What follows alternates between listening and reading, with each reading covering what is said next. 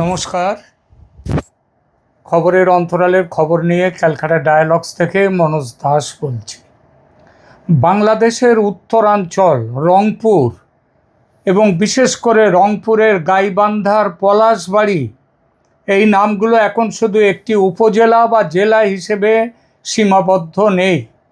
এখন এই জায়গার সঙ্গে জড়িয়ে গেছে ধর্মীয় সংবেদনশীলতা, রাজনৈতিক উত্তাপ, সাম্প্রদায়িক উদ্বেগ আর এক ধরনের ভূ রাজনৈতিক সন্দেহ। কেন? কারণ সেখানে একটি বিশাল ৭৫ ফুট উঁচু রামমূর্তি নির্মাণ প্রায় শেষের পথে। খেয়াল করবেন কোথায় হচ্ছে? বাংলাদেশের রংপুর ডিভিশনের গাইবান্ধা জেলার পলাশবাড়ি। সেখানে পলাশবাড়ি উপজেলা বাংলাদেশের উত্তরাঞ্চলের গাইবান্ধা জেলায়, এটি রংপুর বিভাগের অন্তর্গত। আর রাম মূর্তিটি তৈরি হচ্ছে গাইবান্ধা জেলার পলাশবাড়ি উপজেলার হোসেনপুর ইউনিয়নের রামচন্দ্রপুর বৃন্দাবন পাড়া নামের গ্রামে।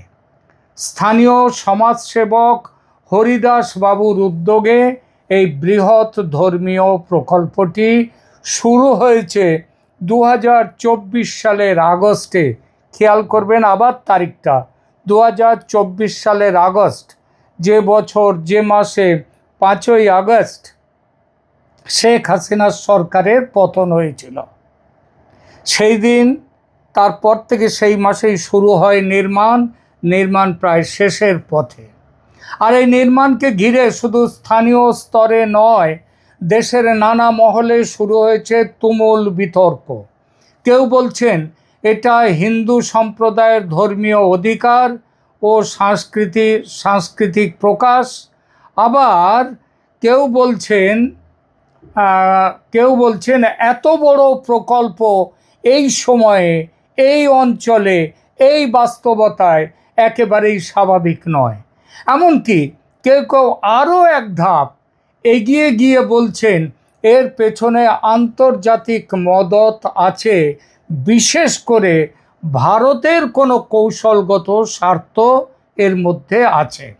আজকের ভিডিওতে আমরা এই পুরো বিষয়টি বিশ্লেষণ করব, আবেগ দিয়ে নয়, অযথা ভয় দিয়ে নয়, বরং রাজনৈতিক বাস্তবতা, ধর্মীয় সংবেদনশীলতা, নিরাপত্তার দিক আর ভূ রাজনৈতিক প্রেক্ষাপট সব কিছু মিলিয়ে। সংক্ষেপে প্রথমে একটা জিনিস পরিষ্কার করা দরকার, বাংলাদেশের সংখ্যালঘুদের নিরাপত্তা নিয়ে উদ্বেগ একেবারে কাল্পনিক কিছু নয়। এটা বাংলাদেশের জন্মের পর থেকেই আছে, কিন্তু জন্মের পর থেকে আছে বলেই সে সময়ের 22% হিন্দু, 1971-এর 22% হিন্দু, আজকে সেখানে নেমে এসছে 8%। কিন্তু তা সত্ত্বেও বলবো, গত 2 বছরে নানা সময়ে হিন্দু সম্প্রদায় সহ সংখ্যালঘুদের বিরুদ্ধে হামলা, মন্দিরে আক্রমণ, বাড়িঘর ভাঙচুর, ভয় দেখানো, এসব ঘটনা বারবার আলোচনায় এসেছে এবং ভারত সরকার তাদের মৌনতা দূর করে তারা প্রতিবাদও জানিয়েছে মোহাম্মদ ইউনূসের আমলে, এবং তারেক রহমানের আমলেও প্রতিবাদ কিন্তু আসছে। এই ঘটনাগুলোর ফলে সংখ্যালঘুদের মধ্যে অনিশ্চয়তা বেড়েছে, আর সেই অনিশ্চয়তা স্বাভাবিকভাবেই তাদের ধর্মীয় প্রতীক, উপাসনালয় কিংবা বড় কোনো ধর্মীয় নির্মাণ প্রকল্পকে আরও বেশি স্পর্শকাতর করে তোলে। অর্থাৎ এমন একটা পরিবেশ যখন চলছে বাংলাদেশে, সেই সময়ে ৭৫ ফুট উচ্চতার রাম মূর্তি নির্মাণ করা শুধু একটি প্রকল্প নয়, এটা একটা বড় রাজনৈতিক বার্তাও দিচ্ছে। আর রাজনৈতিক বার্তা হলেই তার প্রতিক্রিয়া আসবেই। এখানেই শুরু হয় আসল জটিলতা। একদিকে আছে হিন্দু সম্প্রদায়ের দাবি আমাদের ধর্ম পালনের অধিকার আছে আমাদের, আমাদের মন্দিরে দেবমূর্তি স্থাপন করার অধিকার আছে। আমাদের নিজস্ব জমিতে নিজের টাকায় ধর্মীয় স্থাপনা নির্মাণের অধিকারও আছে। এই যুক্তি সাংবিধানিকভাবে অস্বীকার করার সুযোগ নেই। কিন্তু অন্যদিকে আছে বাস্তবতা। বাংলাদেশের সাম্প্রতিক নিরাপত্তা পরিস্থিতি, হিন্দুদের ওপরে আক্রমণ, মানে সংখ্যালঘুদের ওপর আক্রমণ, মৌলবাদী গোষ্ঠীগুলোর ব্যাপক উত্থান, সামাজিক মাধ্যমে প্রবল উস্কানি, ধর্মীয় পরিচয়কে কেন্দ্র করে উত্তেজনা, আর তার সঙ্গে যুক্ত হয়েছে ভারত বাংলাদেশের সংবেদনশীল সম্পর্ক, যে সম্পর্ক তারেক রহমানের আগে মোহাম্মদ ইউনূসের সময় তো একটা ব্রেক ইভেন পয়েন্টে চলে এসছিল। সেই সম্পর্কটা উন্নতি হবে ভাবা গিয়েছিল, উন্নতি হয়নি। তারেক রহমানের সময়ে সম্পর্ক এখন আরও খারাপের দিকে। ফলে এই সব কিছু মিলিয়ে একটা মূর্তি শুধু মূর্তি থাকে না, ওটা হয়ে যায় একটা প্রতীক। কেউ দেখছে ধর্মীয় স্বাধীনতার প্রতীক হিসেবে, কেউ দেখছে রাজনৈতিক শক্তি প্রদর্শনের প্রতীক হিসেবে, আবার কেউ দেখছে প্রতিবেশী দেশ ভারতের কৌশলগত প্রভাব বিস্তারের সম্ভাব্য ইঙ্গিত হিসেবে। এবার আসি সবচেয়ে বিতর্কিত প্রশ্নে, এই মূর্তি নির্মাণের পেছনে কি আন্তর্জাতিক মদত আছে? আরও স্পষ্ট করে বলি, ভারতের মদত কি আছে? এখানে আবেগের চেয়ে তথ্য বেশি জরুরি। যে কোনো বড় নির্মাণ প্রকল্পের জন্য অর্থ লাগে, সংগঠন লাগে, নিরাপত্তা লাগে, প্রশাসনিক ছাড় লাগে, আর স্থানীয় সমর্থনও লাগে। ৭৫ ফুট উঁচু রাম মূর্তি সত্যি প্রায় শেষ পর্যায়ে পৌঁছে গিয়েছে। তাহলে প্রশ্নটা অস্বাভাবিক নয়, এত অর্থ কোথা থেকে এলো, কে দিল? স্থানীয় দান অনুদানেই কি এটা সম্ভব, নাকি এর পেছনে কোনো বাইরের উৎস আছে? এত টাকা খরচ করার কথা যে হিন্দু যে ব্যবসায়ীর নামে করা হচ্ছে, বলা হচ্ছে, প্রশ্ন উঠেছে যে তার কি এত টাকা খরচ করার মতো টাকা তার আছে? এই প্রশ্নগুলো কিন্তু বৈধ প্রশ্ন, কিন্তু বৈধ প্রশ্ন আর প্রমাণিত দাবি এক জিনিস নয়। এখানে অনেকেই ধরে নিচ্ছেন ভারতের মদত আছে, কারণ একজন ভারতীয় কূটনীতিকও পর্যন্ত এই নির্মাণ অনুষ্ঠানের সূচনায় উপস্থিত ছিলেন।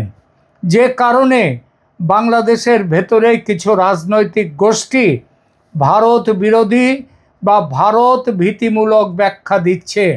কিন্তু শুধু একজন কূটনীতিকের উপস্থিতি বা সন্দেহের ওপর ভিত্তি করে আন্তর্জাতিক ষড়যন্ত্র প্রমাণ করা যায় না। তবে এটাও ঠিক, দক্ষিণ এশিয়ার রাজনীতিতে সাংস্কৃতিক ও ধর্মীয় প্রতীক খুব সহজে ভূ রাজনৈতিক অর্থ পেয়ে যায়। বাংলাদেশ ভারত সম্পর্কের ইতিহাস এমনিতেই সংবেদনশীল। সীমান্ত, নদী, বাণিজ্য, আশ্রয়, নিরাপত্তা, ধর্মীয় পরিচয়, এখন আবার এসেছে পুশব্যাক, এর ওপরে আছে গঙ্গা জল বন্টন চুক্তি, তিস্তা জল বন্টন, তিস্তা বাঁধ প্রকল্প, ভিসা ইত্যাদি। সব কিছু মিলিয়ে এমন একটা পরিস্থিতি তৈরি হয়েছে যেখানে সন্দেহ তৈরি হওয়াটা অস্বাভাবিক কিছু নয়। আর এই সন্দেহ যখন একটি বিশাল রাম মূর্তি ঘিরে তৈরি হয়, তখন বিষয়টা শুধু ধর্মীয় থাকে না, রাজনৈতিক হয়ে যায়।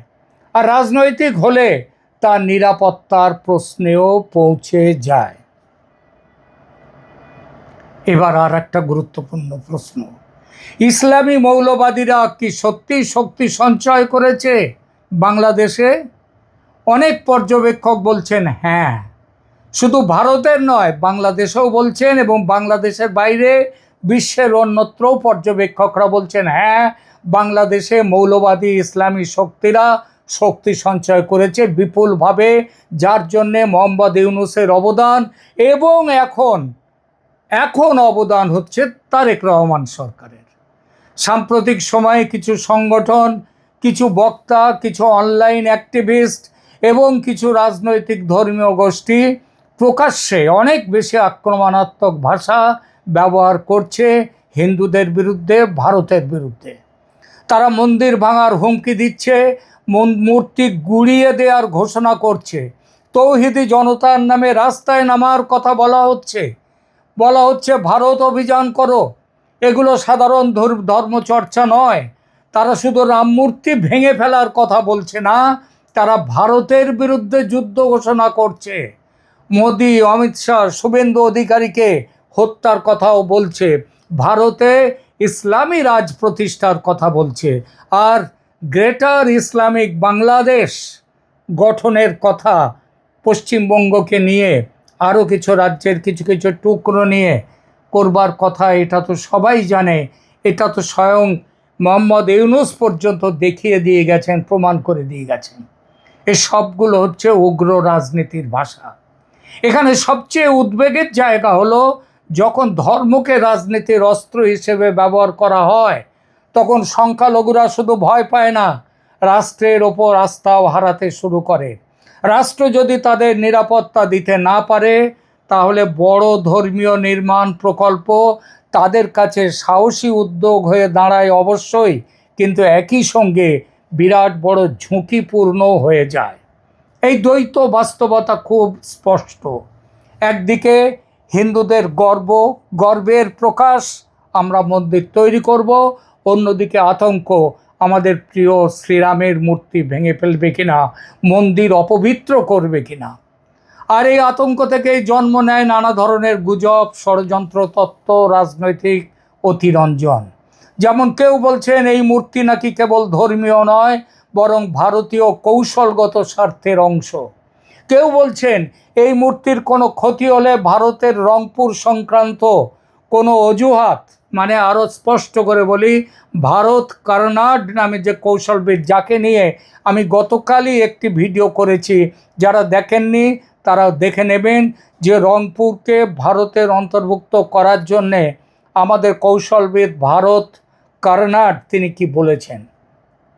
তো এই মূর্তির অনেকেই বলছেন এই মূর্তির কোনো ক্ষতি হলে ভারতের রংপুর সংক্রান্ত অজুহাত তৈরি হতে দেরি হবে না।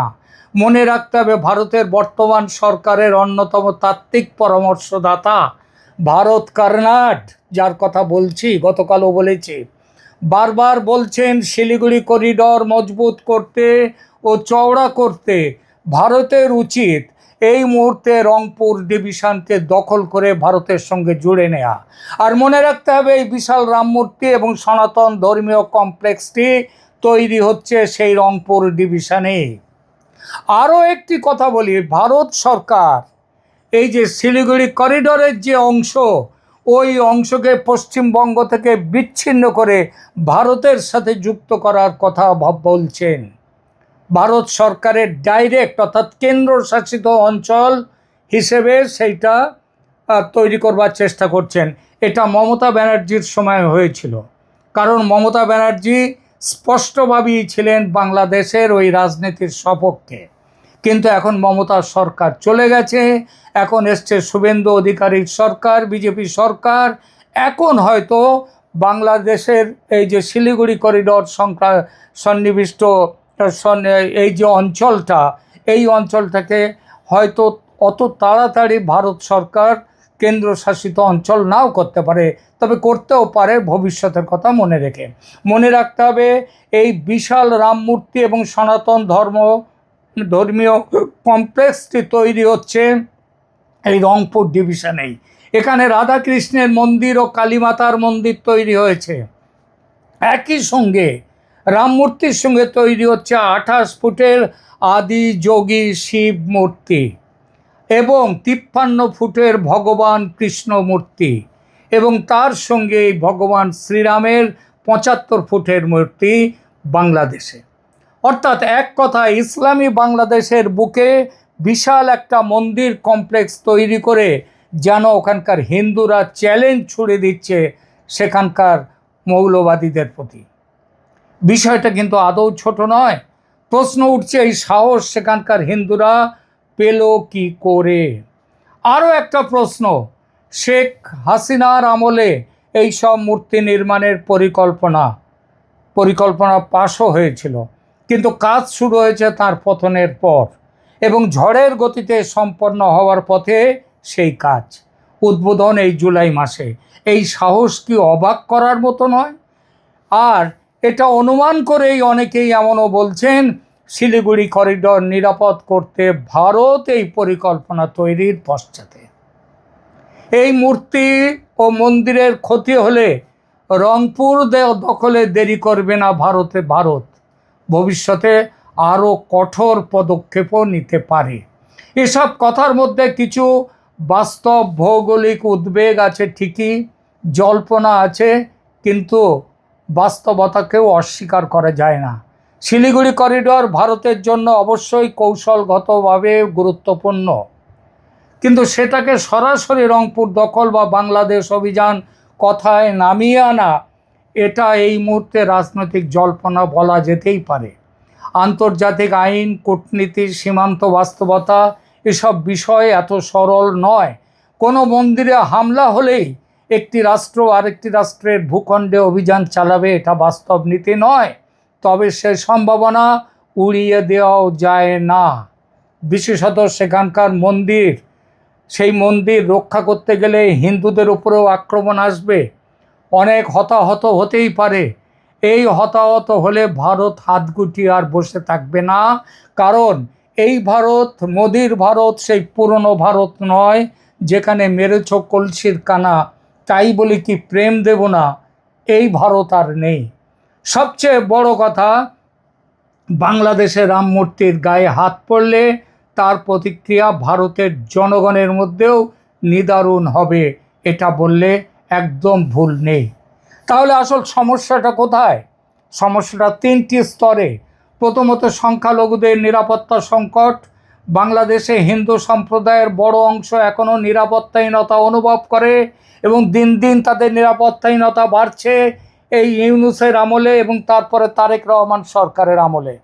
এই অনুভূতি শুধু মানসিক নয়, এর পেছনে বাস্তব ঘটনার অভিজ্ঞতা আছে। দ্বিতীয়ত, মৌলবাদী রাজনীতির উত্থান। ধর্মীয় আবেগকে ব্যবহার করে কিছু গোষ্ঠী রাজনৈতিক প্রভাব বাড়াতে চাইছে। বাংলাদেশে পাকিস্তান তার পা আরও শক্ত করে রাখছে। এতে রাষ্ট্র দুর্বল হচ্ছে, সমাজ বিভক্ত হচ্ছে, আর সাধারণ মানুষও আতঙ্কিত হচ্ছে। তৃতীয়ত, ভূ রাজনৈতিক সন্দেহ। ভারত বাংলাদেশ সম্পর্কের মধ্যে আজ যে অবিশ্বাসের জাল ক্রমশ ঘিরে ধরছে, সেটা কোনো ধর্মীয় প্রকল্পকে সহজেই আন্তর্জাতিক রাজনৈতিক ইস্যুতে পরিণত করবে। ফলে স্থানীয় একটি মন্দিরে হাত পড়লে জাতীয় রাজনীতি পেরিয়ে আন্তর্জাতিক আলোচনায় সেটা চলে আসবেই এবং তার প্রতিক্রিয়াও দেখা যাবে। এখানে একটা কথা, খুব গুরুত্বপূর্ণ কথা বলতে চাই। যে কোনো ধর্মীয় স্থাপনা নির্মাণের অধিকার থাকা, এটা হচ্ছে সেখানকার সংখ্যালঘু মানুষের অধিকার, এবং যখন এই অধিকারের অর্থ ইত্যাদি জমি কোত্থেকে আসছে সেসব জেনেই প্রশাসন অনুমতি দিয়েছে, তখন সেই নিয়ে আর কোনো প্রশ্ন করা যায় না বর্তমানে। তবে যেটা জানা যাচ্ছে, দেশের আইন মেনেই এই নির্মাণ হচ্ছে। এই নির্মাণের অনুমতি দিয়েছিল শেখ হাসিনার সরকার। যখন দেশে 560টি বিশালকায় মডেল মসজিদ তৈরি করলেন শেখ হাসিনা, তখন হিন্দুরাও দাবি করেছিল তারা তাদের নিজেদের টাকায় তৈরি করতে চায় বিশাল মূর্তি কমপ্লেক্স, কারণ শেখ হাসিনা বলেছেন এই টাকা সৌদি আরব দিয়েছিল।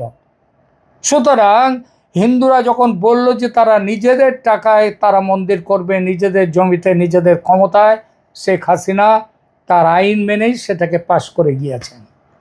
সুতরাং হিন্দুরা যে জোর করে অবৈধভাবে মন্দিরটি এবং ওই সব মূর্তি তৈরি করছে, শ্রীরামের 75 ফুট মূর্তি তৈরি করছে, তা একদমই নয়।